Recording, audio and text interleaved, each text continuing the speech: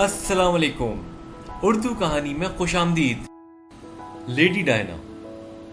اگر دنیا بھر کے شاہی خاندانوں کے مشہور ترین افراد کے درمیان مقابلہ کرایا جائے تو یہ مقابلہ لیڈی ڈائنا کے سوا اور کوئی شخصیت نہ جیت سکے گی. کہا جاتا ہے کہ شاہی خاندان نے ڈائنا کو بہت کچھ دیا. اس بات کا ڈائنا نے خود ہی جواب یوں دیا کہ میں نے شاہی خاندان کو بہت کچھ دیا ہے، شاید شاہی خاندان سے کچھ زیادہ.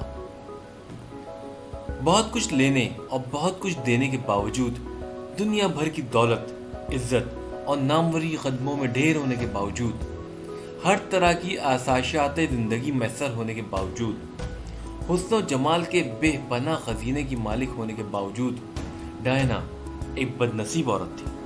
ایک ایسی بد نصیب عورت جو ساری عمر حقیقی پیار کی تلاش میں بھٹکتی رہی، اور ابھی یہ تلاش ناتمام ہی تھی کہ عالم رنگ و بو کی ساری رنگینیاں اور خوشبوئیں چھوڑ چھاڑ کر سفر آخرت پر روانہ ہو گئی. ڈائنا 1961 میں سینڈرنگھم میں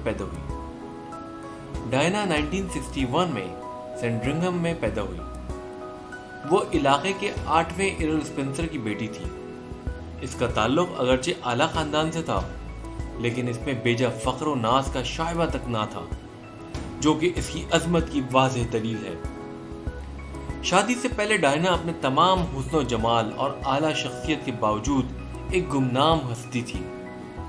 لیکن 29 جولائی 1971 کو برطانوی عہد شہزادہ چارلز سے شادی کر کے وہ دنیا بھر کی خبروں کا مرکز بن گئی.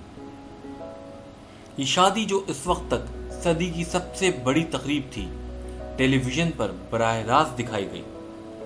اس کے بعد سے شہزادہ چارلز اور لیڈی ڈائنا مسلسل اخبار نویسوں اور ٹی وی رپورٹروں کی زد میں رہے، اور بالآخر شہزادی ڈائنا کا المناک انجام بھی انہی رپورٹرز کی جارحیت کی وجہ سے ہوا. شادی کے وقت ڈائنا کی عمر 21 سال اور شہزادہ چارلز کی عمر 40 سال کے لگ بھگ تھی. عمروں کا اتنا فرق ان کی سوچ میں بھی ظاہر ہوا. شادی کے کچھ عرصے بعد تک تو انہوں نے اپنے اختلافات کو کامیابی سے چھپائے رکھا، لیکن پھر رفتہ رفتہ یہ اختلافات نمایاں ہونے لگے. اور پھر ایک دن وہ بھی آیا جب 1992 میں ان کے درمیان علیحدگی ہوئی، اور بعد ازاں اگست 1996 میں ان کی آپس میں طلاق ہو گئی. اس علیحدگی اور طلاق کی مختلف وجوہات بیان کی گئیں، لیکن ان میں سب سے نمایاں وجہ یہ تھی کہ شہزادہ چارلز اپنی ہم عمر ایک خاتون کیملا پارکر کے عشق میں بری طرح مبتلا تھا. ساری دنیا کو اس بات کی خبر ہو گئی، اور شہزادہ چارلز نے بھی ڈائنا کی طرف اپنی بے اتنائی کو چھپانے کی کوئی کوشش نہ کی. نتیجہ یہ نکلا کہ حالات خراب سے خرابتر ہوتے چلے گئے. شہزادی ڈائنا نے مختلف فلاحی سرگرمیوں میں مصروف رہ کر ان معاملات سے اپنی توجہ ہٹانا چاہی، لیکن بالآخر دونوں کے درمیان طلاق ہو کر ہی رہی. طلاق کے بعد ان کے اختلافات کھل کر سامنے آئے.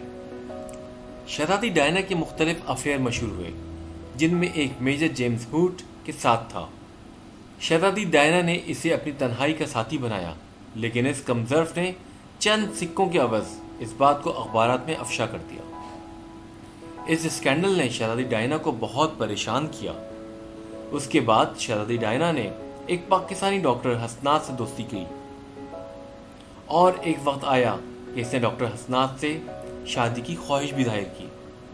اس مقصد کے لیے وہ ڈاکٹر حسنات کے خاندان سے بھی ملی، لیکن قسمت کو شاید یہ ملاپ منظور نہ تھا. کہا جاتا ہے کہ ڈاکٹر حسنات کے لیے ڈائنا مسلمان ہونے کے لیے بھی تیار تھی. بہرحال یہ بیل منڈے نہ چڑھ سکی. حالات یوں ہی چلتے رہے.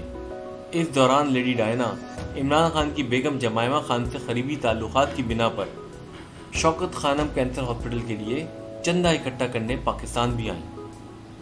طلاق کے بعد انہوں نے اپنی زندگی کو انسانی خدمت کے لیے وقف کر دیا تھا. ایڈز کے مریضوں اور دنیا کے بارودی سرنگوں کے خاتمے کے لیے انہوں نے بے پناہ کام کیا. شہزادی ڈائنا آج ہمارے درمیان تو موجود نہیں ہے، لیکن ہر اس غریب، اس نادار اور اس ضرورت مند کے دل میں موجود ہیں جس کا انہوں نے ساتھ دیا اور جس کے لیے انہوں نے قدم اٹھایا۔